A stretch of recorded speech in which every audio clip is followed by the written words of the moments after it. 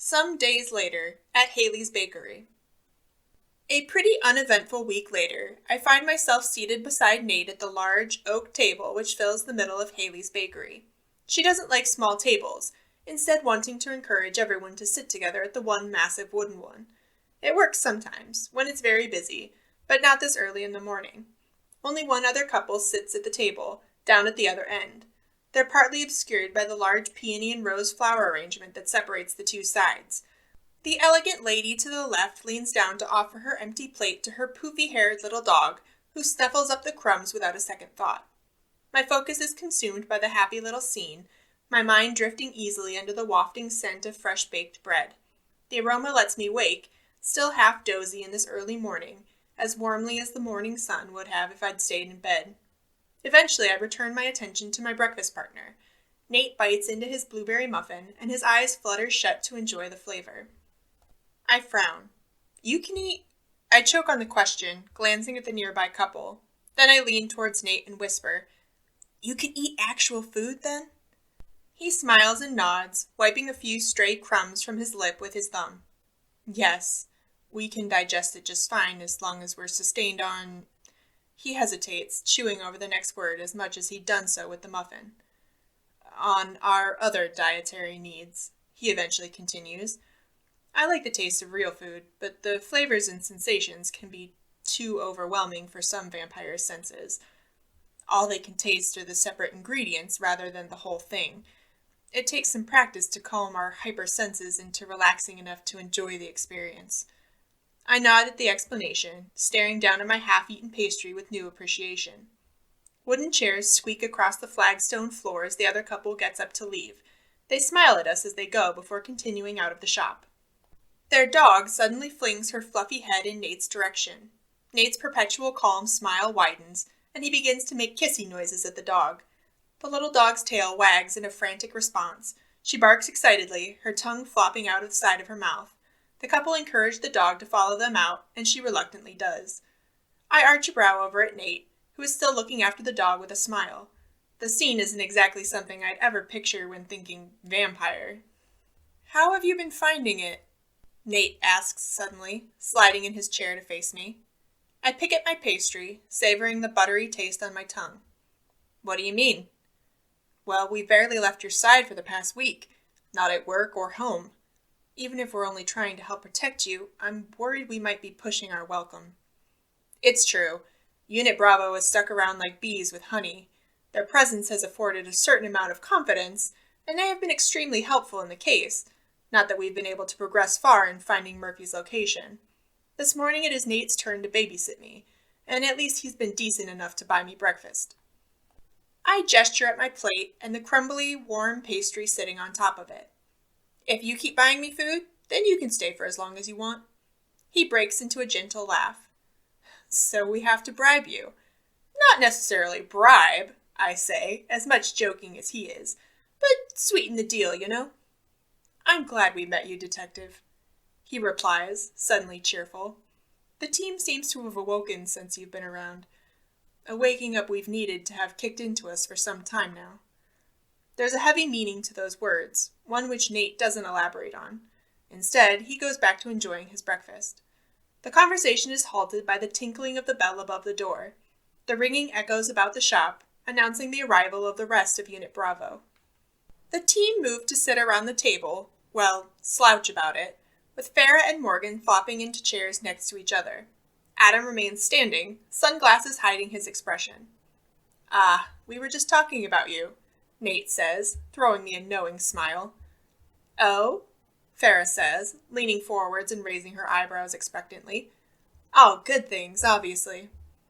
What's wrong? I ask Adam.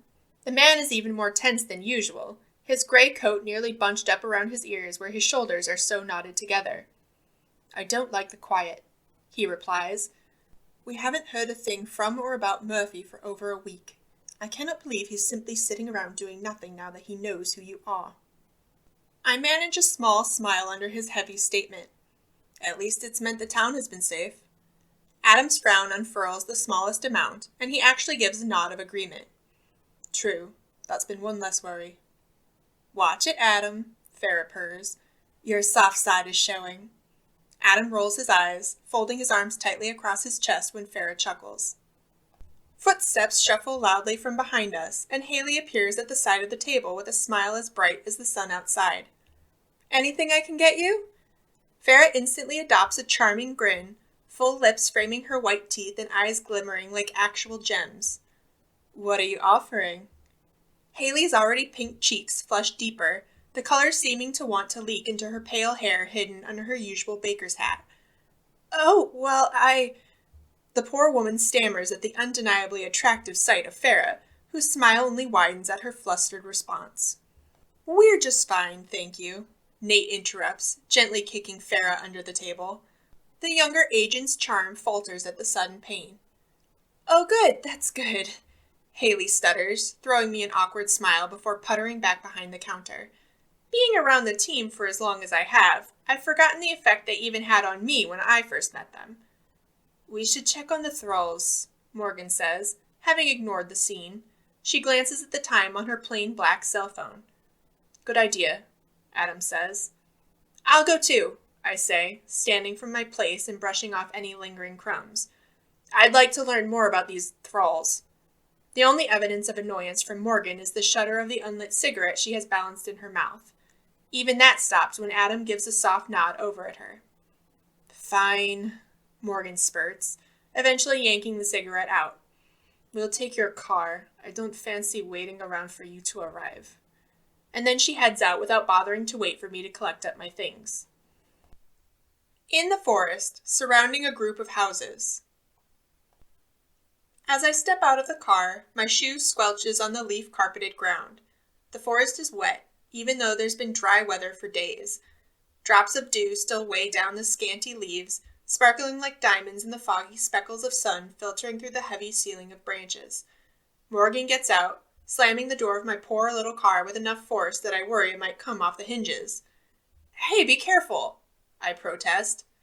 Morgan eyes the car. I think you're long past careful with this thing. The silver vehicle creaks as though in pathetic protest. The two of us begin the trek to the edge of the trees. Mud-brown trunks rise out of the ground like fingers from the palm of a moss-covered hand. Morgan brushes aside a prickly branch of a bush from our path, letting it swing back immediately after she passes. It almost slaps me in the face as I walk behind her.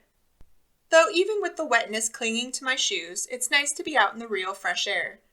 There's even the chorus of a few squirrels skittering about looking for food after their long winter sleep. Barely any birds are singing, though, I notice. Here, Morgan says, drawing to a stop at the very edge of the forest before the trees give way to manicured lawn. I shuffle up beside her and squint down the slight hill. There's a bundle of white houses gathered together on the far side of the green space. I thought we were going to check on thralls, I ask. I thought we'd be heading to the facility to talk with the thralls they had captured the night of the fight. We are. They're down there. Morgan juts her chin forward to gesture at the houses. What? The thralls that attacked that night are controlled by Murphy, Morgan explains, more calmly than I would have expected. Her focus shifts from staring down at the small suburb. When a vampire makes thralls, they can only use them when they're strong enough, at night. Can you make thralls? I ask casually. She scoffs, as though the question is ridiculous. No, I was turned from being a human. Only natural vampires from the Echo world can make thralls. Natural vampires? Morgan eyes me for a moment, then seems to relent against my curiosity. Supernaturals who come through the Echo world are natural supernaturals, but humans can be turned by them and become human-born supernaturals. She shifts uneasily, then straightens herself out. There's differences between the two types, what they can do and shit like that. And you're human-born. She nods. Farah is the only one of us that's from the Echo world. That nugget of information makes my eyes widen. Wait, Farah wasn't ever human? Geez, I'm not going to discuss Farah's life story with you. She half hisses the words, apparently regretting revealing something that seems rather personal about a teammate. You want to do that? Take it up with her. I'm here to do a goddamn job, so can we just get on with it? I cock my head to one side at the defensiveness in Morgan's tone. It's something she doesn't hold back when speaking about any member of Unit Bravo. Returning to the task at hand, I look back towards the houses. So what happens to these thralls during the day? Calming her raised hackles, Morgan gives a shrug. They revert back to human, with no clue about what they are or what they've done. The agency likes to keep it that way. I bet the agency likes to keep a lot of things that way, I mutter. Morgan snorts a tense laugh. You have no idea. I'm beginning to, I reply, glancing over at her. Yeah, I bet you are. She thins her lips. The agency would put secrecy before pretty much anything. The words sound less like a statement and more of a warning, but Morgan turns her focus back to the houses without saying anything more on it. You can usually hear them coming because they chant the command they're given. They repeat it to keep it in their thick skulls, I suppose. She says, fishing a cigarette out of her pocket. She lights it a moment later, smoke mingling with the slight fog that hangs drowsily amongst the trees. I think Tina mentioned about some chanting around town, I say. At least I'll know if they try to jump me again. She smirks. It doesn't always happen, just sometimes. I sigh heavily. My phone vibrates in my jacket pocket, and I yank it out, moving a few paces away from Morgan to answer it. Detective DeWolf. Hey, Celeste, Tina says from the other end, her voice adding a little brightness to the dew-soaked trees. How's it going? I glance over at Morgan, who was leaning against a tree and puffing out another stream of smoke. I've had better days. What's up? I was just ringing because my shift has ended and I'm off for the weekend, she says. I flick a nearby branch with my fingers and sigh. Trying to make me jealous of your free time? No, but it's a bonus if I have. She chuckles. I was ringing because I have a message and I didn't want Douglas to forget to give it to you. I nod. It's a fair assumption that he would.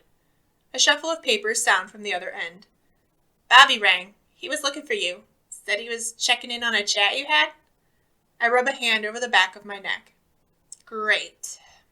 Anything I should be worried about?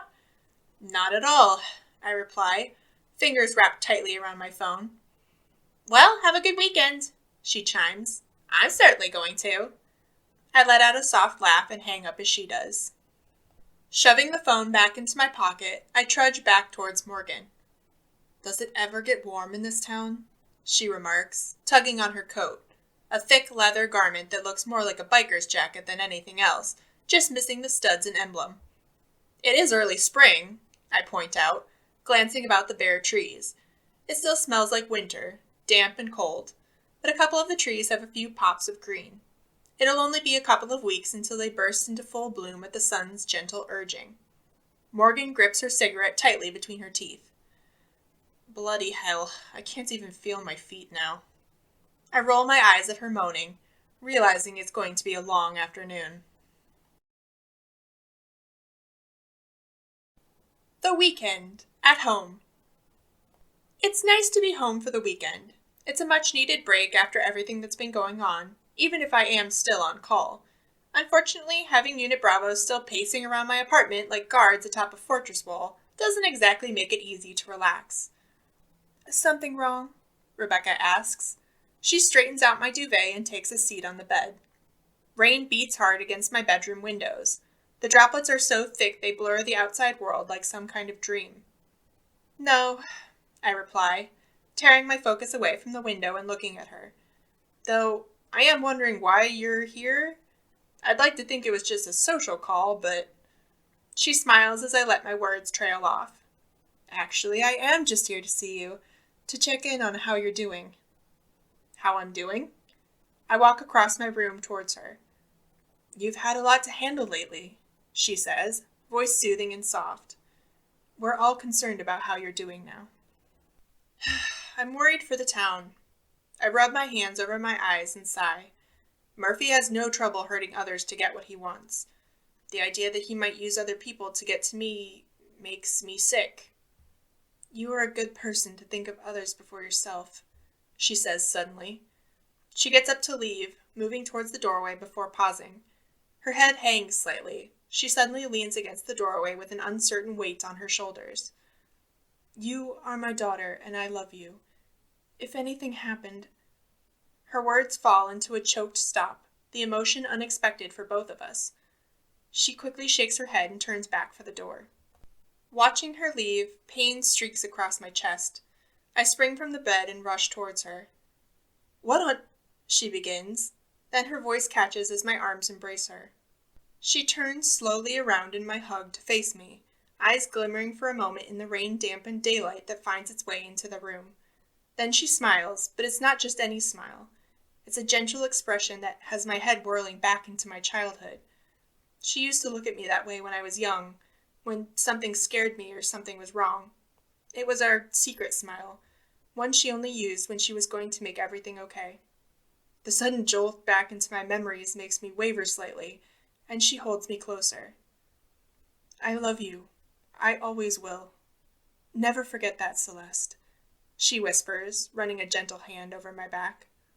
We pull away from each other, and she smiles brightly as she leaves. The conversation replays in my head, so I move to the window and throw it open.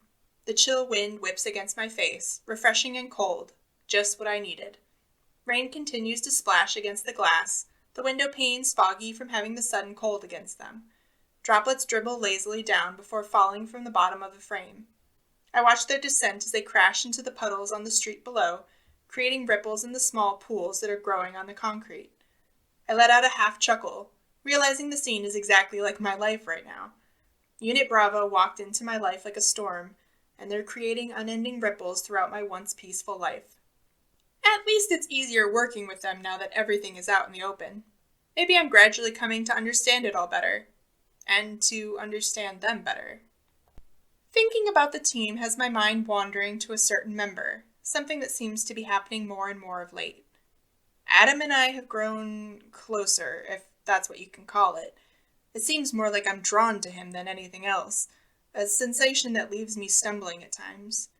Even more so when I'm unsure if it is the same for him.